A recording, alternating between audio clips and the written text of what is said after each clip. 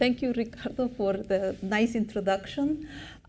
So I didn't know that I had to say a little bit, like Ricardo was telling me just before the talk, that perhaps I should say a little bit about how I got into math.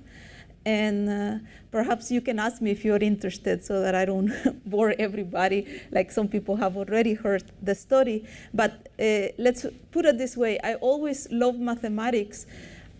But, you know, sometimes, I mean, you don't really know where you're going. So I related with Carlos Bustamante yesterday when he said that he felt like Forrest Gump, that things just happened. And however, my mom used to always say, like, you know, you have to be ready when opportunity knocks, right? Because opportunity is going to come knocking, and you have to just be ready to, you know, you have to prepare yourself the best way you can. So yeah, so perhaps, yeah, it's kind of like things happen, right? But, you know, you have to be ready to take on that opportunity. So if you want to hear more, I can tell you. But I want to tell you about Kronecker coefficients, which is kind of it's kind of like a passion and a little bit like, you know, this very hard problem. So I first learned about this problem during my first term at UCSD as a graduate student. And I was like, you know, this was after they introduced like the analogous problem that was very easy, well, not easy, but very easily done and beautiful. And then they said, oh, and by the way, it is open for the symmetric group. And then I'm like, oh, that sounds so exciting, and I could understand the problem. So I was like, oh, maybe I should go. So I went to talk to the professor if he was taking students, and this was Jeff Remmel. And he said, oh, actually, I'm leaving for 2 years. And that's how I didn't start studying this during graduate school, which now that after I tell you about the problem, you see how lucky I was. Because this is a very hard problem, and perhaps I would still be working on my PhD thesis if I would have started working on this. Anyways, or perhaps not, who knows, right? Okay, so I'm going to start, I know that there are some undergraduates, so I'm going to start very easy so that you understand the problem, right? Like, so if you understand the problem, I did my job, right? Anyways, so you have, so I like to think of the symmetric group as a group of bijections, right? So you, here you're having 1 maps to 3, 2 maps to 1, etc., like that, right? And if I have another permutation, I like to think of the product as concatenation because I like to think a lot about diagram algebras. So if I'm thinking in terms of diagrams, things kind of like, you know, and then how's the product done? You concatenate, right? And then you get the new element, right? So this is the object, and I hope everybody, like somebody once told me, you always have to say something that everybody knows. And I hope this is the thing that everybody knows. So a representation. So this area is in combinatorial representation theory. And so a representation is simply a group homomorphism. So you're basically mapping the permutations to invertible matrices, right? And that's what you have. You have a D by D invertible matrices.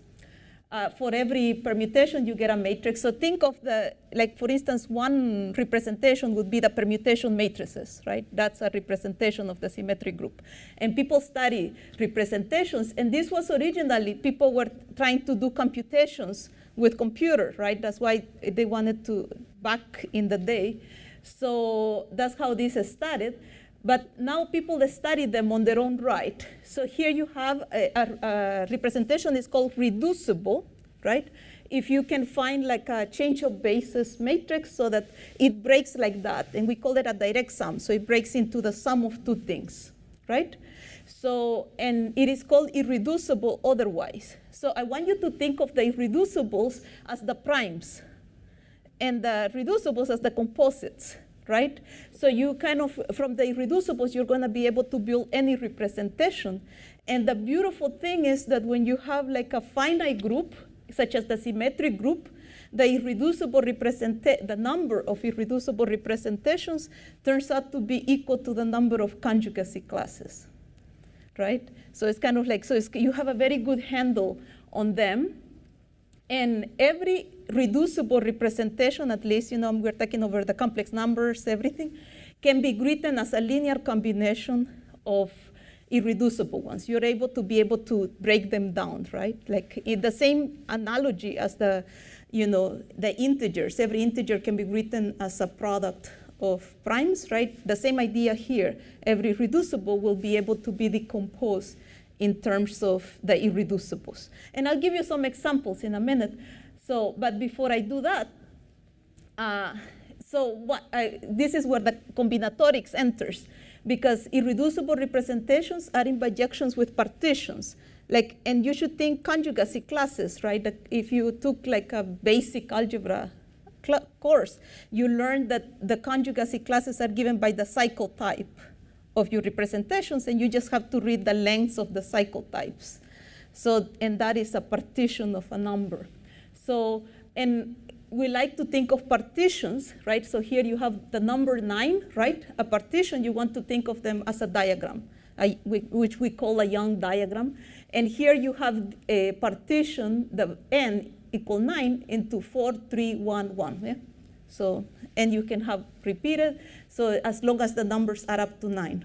Does that make sense? Okay. So, for example, for n equals 3, there are 3 irreducible representations, right? And they are indexed by the 3 possible partitions of 3. Okay? Oh, okay. Okay, so so here are, and it turns out that this right here is what we call the trivial representation. This is the sign representation. So, and this one is a 2 by 2 matrix representation. So if you were to give me any matrix representation for the symmetric group, I would be able to write it as a sum of these 3, like in some ways with some coefficients, perhaps, right? So, so when we work with representations, we don't actually work with matrices. Like we never do. So we work with something else. We work with things called characters. And the character of the representation is simply like the trace function. So you get for every representation, you get a vector. For you take the trace of all the matrices, and that gives you a vector. And you work with these numbers because, when I was in linear algebra, one of the things that they ask us, can you show that the trace of AB equals the trace of BA? Like that's one of the classical problems and I was like, I don't know. But this is this is why it is important, right?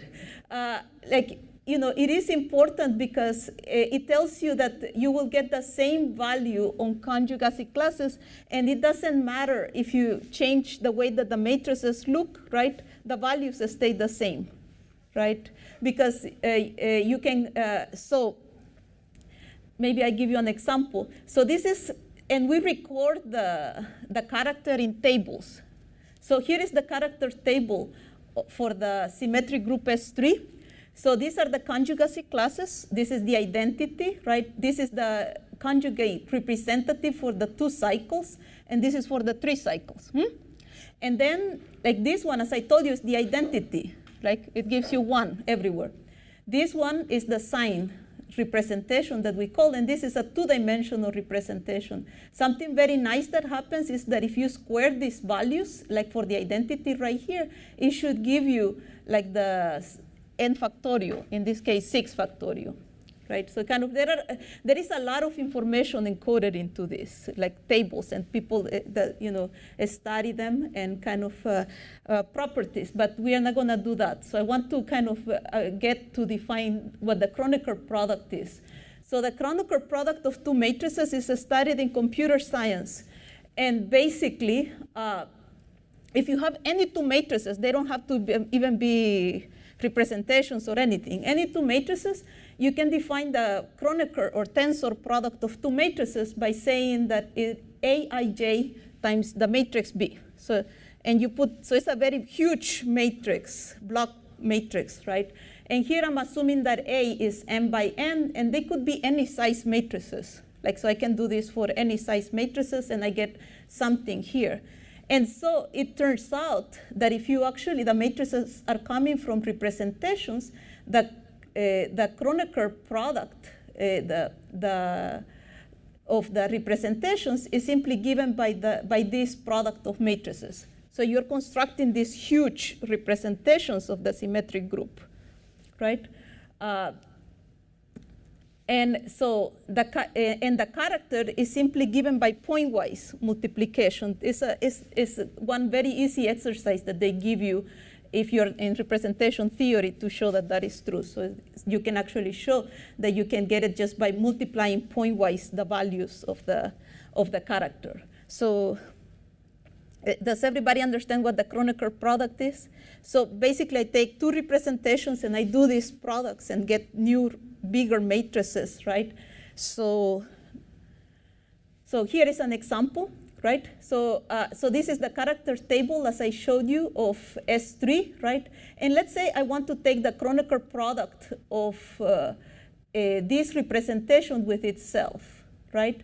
Then is 2 times 2 is 4, 0 times 0 is 0, and -1 times -1 is 1. Do you see that? So you just pointwise multiply. So you get the character by pointwise multiplication like that. And one thing that you can observe almost immediately is that if I sum these numbers, right, like the columns, 2 plus 1 plus 1 is 4, -1, 0, and 1 is 0, 1, -1, 1 is 1. So it turns out that this one decomposes into irreducibles as the sum of these three. Right? So a bigger example. So let's say I take this representation. Oh, and you can take any two, but they get kind of very big. So like here, right? Let's take this representation and you multiply. 3 times 3 is 9. 1 times 1 is 1. 0 times 0 is 0. -1 times -1 is 1. -1 times, so you get that, right?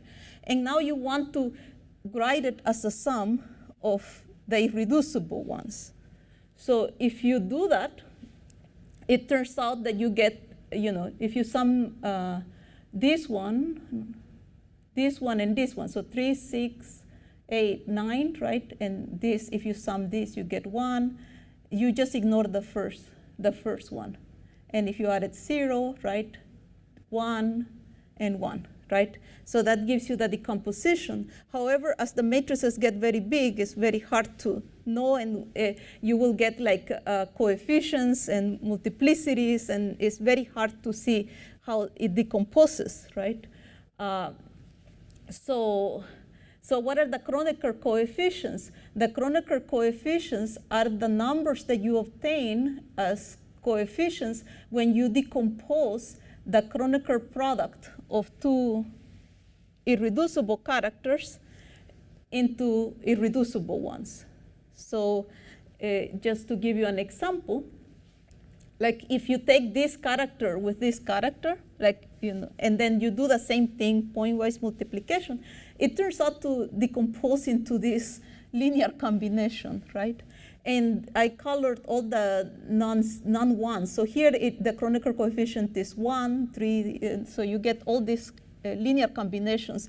And they get really arbitrarily big, like the numbers is kind of like very kind of, so the Kronecker, so basically what we want as a combinatorialist, right? So it turns out that because they are coming from these representations and decomposing the representation into irreducibles, the coefficients are always non-negative integers. Like it's kind of, you could get 0, right? Some will not occur. And in combinatorics, when that happens, people want to find a set of objects that depend on the parameters, lambda, mu, and nu, right? Such that the set is enumerated by that number. So that's kind of like the ideal solution. You would want to find, and what you're doing basically is finding an algorithm for computing them, right? Because you kind of construct them, like construct this combinatorial. So we call this a combinatorial interpretation, being able to give a set of objects that count those things. That gives me 5 when, when I enter lambda equals this, mu equals this, and nu equals that, right, it should give me 5. It could give me a set of objects with 5 things, right? So that's basically the problem. So the Kronecker coefficients, so maybe a little bit of background. The Kronecker coefficients were first studied by Murnaham in 1938. Like, he was the first one that came up, and what he did is just like computation after computation of like special cases, like, trying to look for like a rule or a pattern in the formulas, right? Like, so, like, I think there are like 50 formulas in one paper, like, and that's a paper. Anyways, and he also in 1938 made some conjectures about what he thought was happening with the Kronecker coefficients. So finding a combinatorial interpretation for these numbers is considered the last major open problem in the representation theory of the symmetric group in characteristic 0. There are problems in positive characteristic, but in characteristic 0, this is considered the last big problem, like being able to somehow understand or give an algorithm or anything to compute these numbers directly.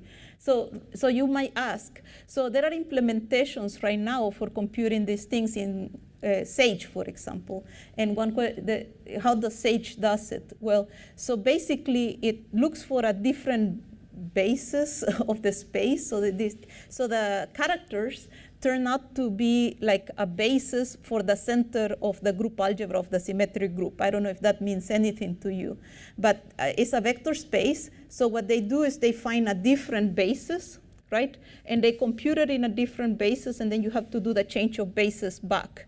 So in the other basis, it's easy to compute, right? Like the Kronecker product. But going back like that, it's kind of like there are no efficient algorithms for computing this change of basis, and you have to compute the inverse of very big matrices, because the size of the matrices are growing as big as the number of partitions of n. So it's kind of like, so they get very big. So maybe like computers right now doing this method might be able to do something like n equal 40, perhaps, like for partitions, right?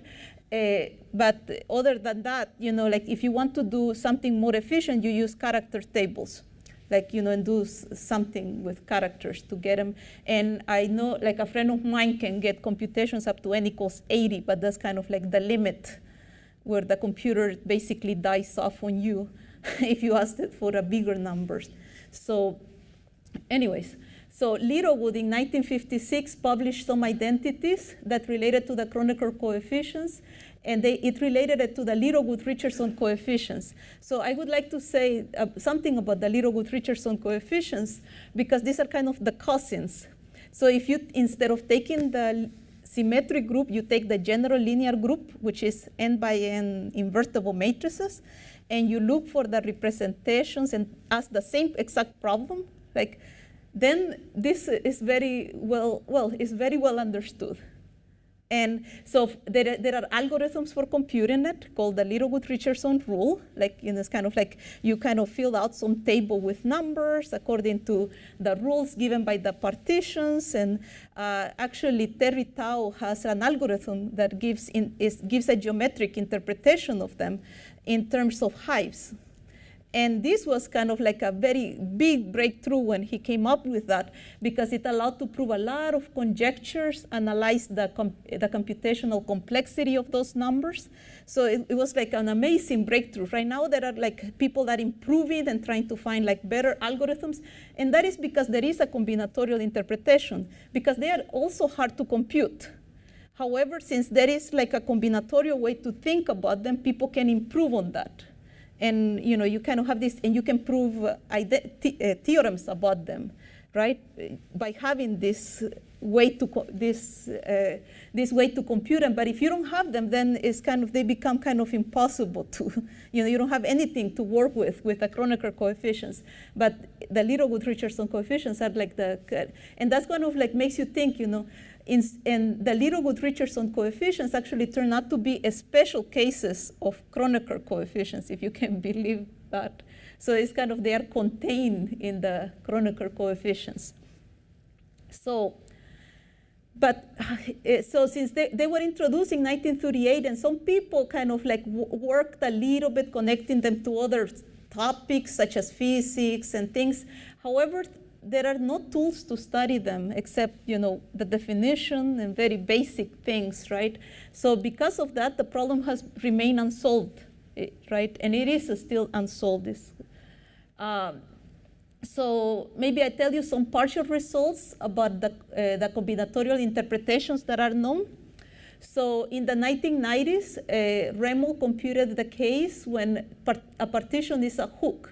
And a hook, when both partitions are a hook, when two partitions are a hook out of the three. So you get this, a hook is one partition that has like a first part, K, and then a bunch of ones following. And he actually gave like some kind of like, formulas, but in terms of like, not a combinatorial interpretation, but I think this kind of started again the conversation of trying to look for a combinatorial interpretation. And he had like he also looked at the case when the partitions have two parts and tried to see if anything can be said in those cases.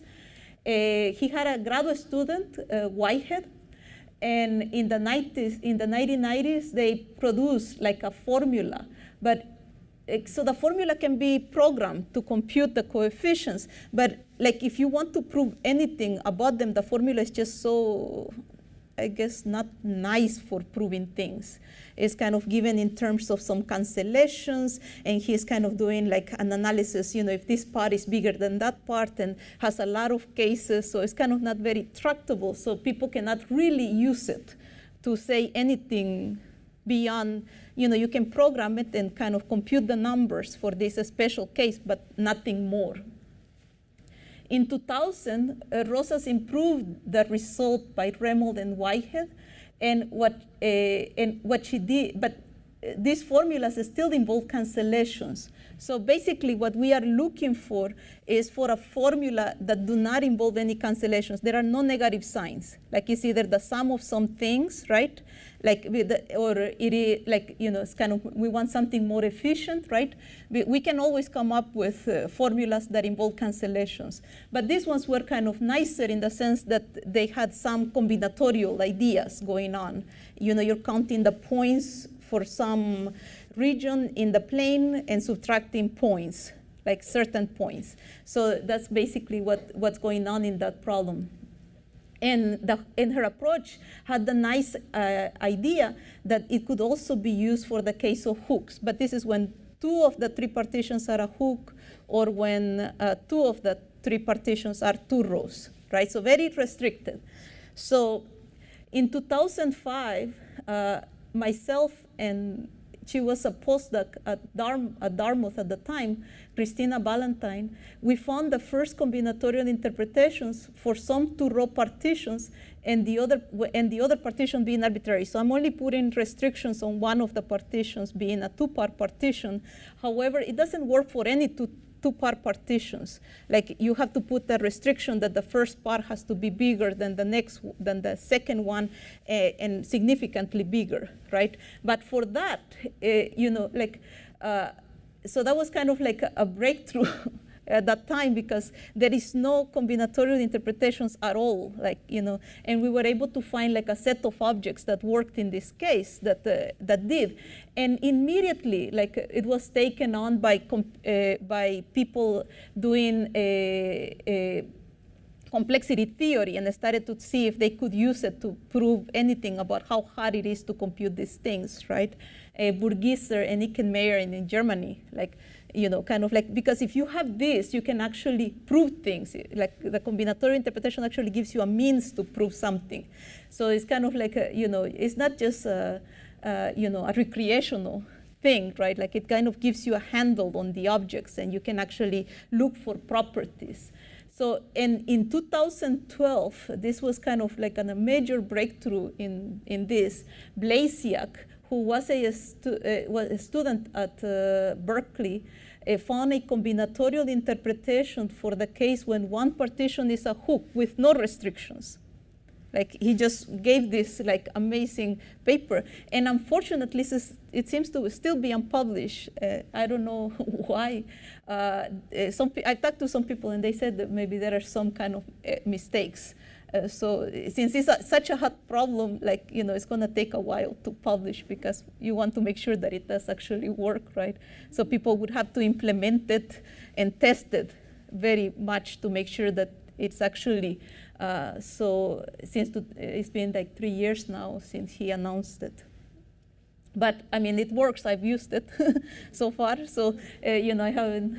Anyways, and it's a very beautiful combinatorial interpretation. But it doesn't generalize. Like, you know, we're kind of I've talked to him. Like, can you do something for the 2-row case, which is the other easy case, right? Well, easier. And nothing. Like, he's kind of like, you know, he's thought about it and nothing. It's kind of like, so it's kind of seems to be like, you know, just a lucky thing. Or at least that's what we believe until we see it, right? Like, we think, oh, it was just lucky, but, you know, maybe there is something more going on that we don't understand. So, so maybe I'll tell you like some other, so in terms of combinatorial interpretation, that's where it stops. Nobody knows anything else. Like, you know, it's kind of like that's the up to date, unless somebody put something in the archive today. So anyways, but people study other related problems. And for instance, this was noticed by Murnaham, a very nice property about these Kronecker coefficients, which sometimes somehow it makes you feel like, oh, there has to be something nice here. Like, you know, maybe the, you know, gives you hope, right? So Murnaham in 1938 observed that the Kronecker products, oh, I said sure functions, but I meant I forgot to change this. Oh, okay. So okay. So he noticed that so just ignore this and just the Kronecker product stabilizes when you increment the first parts of the partitions lambda and mu, the ones that you're taking the Kronecker product of. So for example, like just going, right? So notice that if I take the Kronecker product of this with this, I get this decomposition. And this you can actually do it with a table, like, you know. Then with Sage, you go and you do this. And I color here the things that change so that you keep track of what's changing. So notice that this 4 went to 5, this 1 went to 2, and this 2 changed to 3, right? Because you're going in a bigger group, right? But then everything, then you got these three new things. Then you go to the next one, right? And you just increase the first part.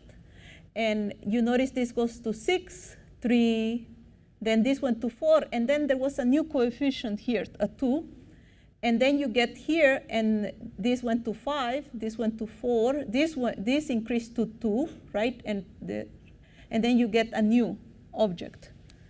You go to the next one, and then you increase this by 5, this 2, 5, 5, and then all of this increase the first part by 1. Nothing else changed, nothing, and then you get these 2 new things. Then you go to this, right, and you get 6, 2, 6, 2, like first parts, and then if you check, all the first parts increase, but nothing changed, just the first part, and then you get 1 new partition. And then you go to the next one, and nothing new happens. So this is what Murnaham noticed in 1938, that this was happening. And here, unfortunately, I had to choose this very small and this equal because it's one of the bigger examples that fit in a slide. Like all the other ones, it just kind of grows like really huge. Like, I mean, just analyzing it would be hard. But this one you can see here in the slide, and you can see, and if you keep going, right, like if you put any number here such that it makes sense, you will get the same thing for any group after that. So he noticed that this really nice property was going on. And so if you let stab alpha beta be the smallest integer at which the Kronecker product stabilizes, we actually have a theorem that I'm very proud of. Because in this area, it's very hard to come up with general theorems. And this not only gives you a bound, it gives you the exact value at which the stability will occur. So if you were to compute this number, right, and we went back to our example, it will tell you that it will stabilize at 8. You know, that's the value, and then after that, you're going to get the same forever and ever. So, so for example, if you're given these two, alpha and beta, right, then, and you compute this value right here, it tells you 35. So it tells you that this is stable, like this oh, chi's. I meant to put chi's and tensors, sorry. So, okay, so reduce Kronecker coefficients. So if you have a partition like alpha 1, alpha 2 to alpha L, then, and you take so this bar right here simply denotes the sum of the parts, right, is whatever it is partitioning. You can define a partition like that. So basically all it's saying is that you're kind of like incrementing the first part. So you have to kind of say all this because you're going to increment the part according to what alpha is. So this is giving you the formula on how to do it. So you will get a sequence of values. And it actually turns out that these values actually make sense for any integer. Like you get actually numbers, right, as you put different values. And what Murnagham's theorem is telling you is that this sequence eventually becomes constant, right? Like it doesn't change after a while. So the reduced Kronecker coefficient is defined as the stable value of this sequence. So it's kind of like the value that it reaches when it doesn't change anymore. And so what we do is we remove the first parts and we just denote them by like the remaining parts, right? We remove the first big part and we just use alpha beta for the reduced Kronecker coefficients. So here I give you an example, right? So here the first value that would make sense to put, you would get zeros before, right? The first values that you can put is 3 because otherwise you would not get partitions here, right? And so 3, when k equals to 3, you get 17. When k equals 4, you get 119. And you keep going like that. And eventually it stabilizes at 308. So then that reduced Kronecker coefficient, in this case, you remove the first part from all of them, right? And you get 308. That's the reduced Kronecker coefficients. So it is believed that those are better behaved than the Kronecker coefficients. So, what do we know about stability? In 1938, Murnaghan conjectured the stability property, but he couldn't prove it until 1955. It's kind of like that's when he finally found a way to prove it. In 1993, Michel Brion, he's in Paris. He gave a bound for when each coefficient becomes stable, like when this sequence of values of coefficients, and we call this a local stability because the one that where the whole product stabilizes, right? Like that's the global stability. So this is some local stability. You're looking at a coefficient. In 1999, Vallejo, he's in Mexico. He gave new bounds when each coefficient becomes stable, at different bounds from the ones that Brion gave. He didn't compare them, so we don't really know, but he gave a new way to think about these bounds. And in 2011, myself and my co-authors, Brian and Rosas, who are professors in Spain, we proved that global stability result that I showed you, and we obtained a method for obtaining bounds for the local stability. And using this method, we produced 2 new bounds that are not comparable. Some gives better bounds in some cases, and other worse bounds in other cases, but they turn out to be both better bounds than the ones that Brion and Vallejo have. So, this has become very hot recently.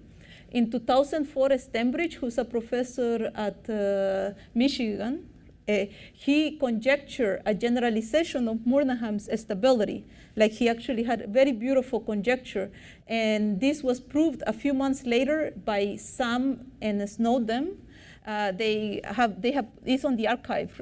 I think the date of it might be in 2015, January, the latest version. Like I saw the preprint, when it came out towards the end of the year. And so he actually, it's kind of like, we had a AIM workshop last October, and those workshops are pretty nice because people come, and I think both Sam and Snowden were there, and kind of like, these things were presented, and, kind of like they found a way to prove it. In 2004, I should also say, in 2004, Vallejo also introduced a new conjecture on other types of stabilities that the Kronecker products satisfied. So it's kind of like, kind of seeing when it's, has the same values and things like that, right? And actually, Igor Pak, who's a professor here, and Greta Panova, who was his postdoc, now she's at Penn, like they actually prove, especially like one of the cases of Stembridge, like even before Snowden, like, there is this very nice case of the stability. So they actually have that very nice result. So this has been very active recently, trying to understand this stability of the Kronecker coefficients. And so before I tell you why people care about these things so much and why it has taken, right now there seems to be an urgency on the problem, let me tell you a little bit about the Littlewood-Richardson coefficients. So the Littlewood-Richardson coefficients are the coefficients obtained when we study the analogous problem, like for the general linear group. So instead of studying for characters of the symmetric group, you do characters of the general linear group. The Littlewood-Richardson coefficients are what occurs. Knudson and Tao in 2001, Mulmuli and Sohoni in 2005, De Loera and McAllister in 2006 proved that this problem, so if the zero LR problem, what does this problem say? This is a decision problem that asks whether the Littlewood-Richardson coefficient is 0 or not. So it doesn't ask you what it is, right? That's hard to compute. But I just want to know if it's 0 or not, right? Like it's kind of like, and they prove that this can be decided in polynomial time. So it's kind of like, easy to tell if it is 0 or not. And the way that they did it, like the proof relies on something that is called the saturation conject property that was proved by Knudson and Tao in 1999. And basically it says that the Littlewood-Richardson coefficient is greater than 0 if and only if, so we call these ones a stretch Littlewood-Richardson coefficients. So when the stretch version is greater than 0. So that's what they prove. And by a stretch, we mean we just multiply each part of the partition by some number. So we make the partitions fatter by a factor, right? So, and it says like this, it's kind of like quite an amazing result. It was kind of like, I remembered as a graduate student being at MSRI, and like it was floating around, the saturation conjecture. People were kind of talking about it. I couldn't understand what they were talking about back at the time.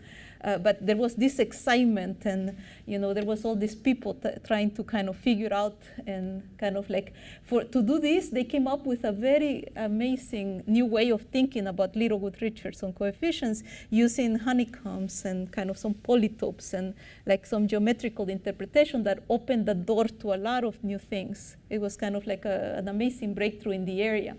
So why do people care about Kronecker coefficients, you might say? Well, so Mulmuli and Sohoni have developed a program to settle the question P versus NP. So, and this is related to, and the program is related to problems that are algebraic, that relate to algebraic geometry and representation theory, right? So they have this huge, like 5 volumes of hundreds of pages of like explaining how things would work, right? Not published. Actually, they are technical. Mulmuli is actually a professor in computer science at Chicago. And so they have them as technical reports. Like, they have these technical reports that they publish. So part of the plan involves the study of the complexity theory of the Kronecker coefficients. Like, that's the next step. The first step was the Littlewood-Richardson coefficients. That is understood. Now we have to understand the same things for the Kronecker coefficients. And then you think you're done. No, then you have to understand some harder coefficients that are called the plethysm coefficients. So it's kind of like, this is an intermediate, right? But I mean, these problems are kind of very hard right now. But this came out in 2005, I think, this program, or at least when people started to become aware that this existed. And it kind of gave new life. Like, it's all of a sudden, like, more people have started to get into so I don't know if you know the P versus NP, but it's considered one of the millennium problems, right? And it's basically, you have two sets of problems and you want to figure out if the two sets are equal, right? And most computer scientists believe that they are not equal. And if that, people want to settle that these two are independent of each other. Well, I shouldn't say independent because the P is contained in NP. Okay, so then you have the similar problem. So this was kind of proposed by Mulmuli, right? So he has the decision problem. So if you give me labels, lambda, mu, and nu, can I decide if this is positive? I'm not asking you what it is. I'm just asking, is it positive or not? Is 0 or not, right? And he conjectured that this should be settled in polynomial time, that there should be a polynomial algorithm that tells you, you enter the three partitions and it should tell you, reasonably fast, right? No, yes, right? Like something like that, right? But that is a conjecture. Like nobody knows how even to approach it in general. So he proposed an approach, and the approach is basically mimicking what people have done for the Littlewood-Richardson coefficients. And that involves an analogous thing with the saturation conjecture. So it's the saturation conjecture true for these coefficients, right? And well, it's a lot harder because you can quickly find a counterexample that the saturation conjecture doesn't hold, right? However, Mulmuli's idea was that perhaps we can tweak the definition of what saturation means in this. So he tweaked it, right? But like the status of the problem is so you cannot even test. For instance, for a class, like for instance, 2 rows and 2 rows, you cannot test this, like if it's true even in that case, right? So in 2009, my collaborators and I gave counterexamples to several of his conjectures because we were able to use Rosa's, my collaborator here, Rosa's, she had that combinatorial, well, it's not a combinatorial interpretation, but we were able to tweak it enough to work with it. And we were able to examine, and we found all the counterexamples that exist for the 2-row case. So then, so we wrote to him, and he actually wrote an appendix where he actually gave a weaker version of that actually still satisfies for that case. It works now, he fixed it so that it works for or counterexamples are not counterexamples for the new way of thinking about it. So, so Kliako and Kirillov actually believe that the reduced Kronecker coefficients should satisfy the saturation conjecture. And we actually, it's not very difficult to actually show that in the case where the partitions are 2-row, these are the reduced, so you remove the first part, right? They do satisfy it, right? So, but nothing more can be done yet to settle this conjecture.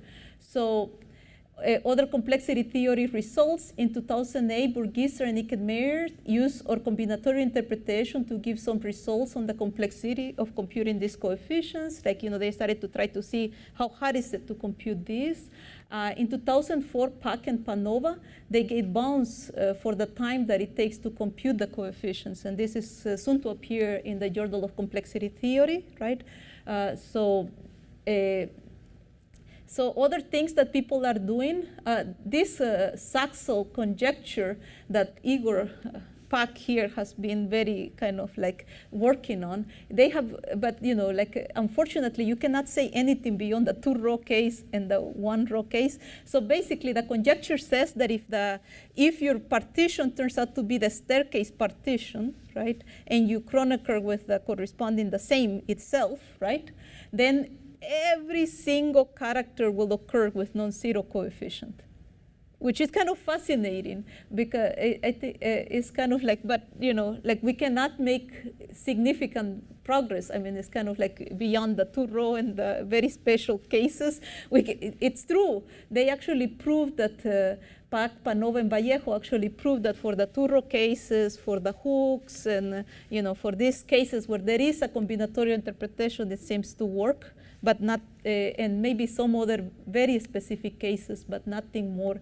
And recently, Ickenmeyer has proven some other cases, right, of this, but there is no proof in general. Kliako and Christendahl and Mitchinson have studied the relationship between Kronecker coefficients and quantum states in quantum information theory. So that is another thing that people are kind of, this is in physics, and basically they are kind of seeing when do mixed quantum states exist, and basically it's when the Kronecker coefficient is not 0.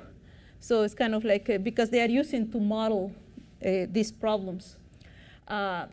Manivel has found some very nice, so people keep finding very nice things that give you hope that perhaps something, so he has found this very nice relationship that gives you some monotonicity, right, that is going on. And the last thing that I want to say, not much, but Bowman, and myself and my 2 collaborators, Bowman and Devonshire, who are in England, we found a connection of the Kronecker coefficients to the partition algebra. The partition algebra was first defined by Vaughan-Jones and by Martin, and what they were trying to, they were looking at statistical models in physics. It's kind of like something to model the statistical models. And we actually showed that when you induce representations of the partition algebra, the reduced Kronecker coefficients occur as coefficients. So it's kind of like, it's very nice. They give a combinatorial representation theory interpretation for those cases. So I want to stop there because I'm running out of time. Thank you.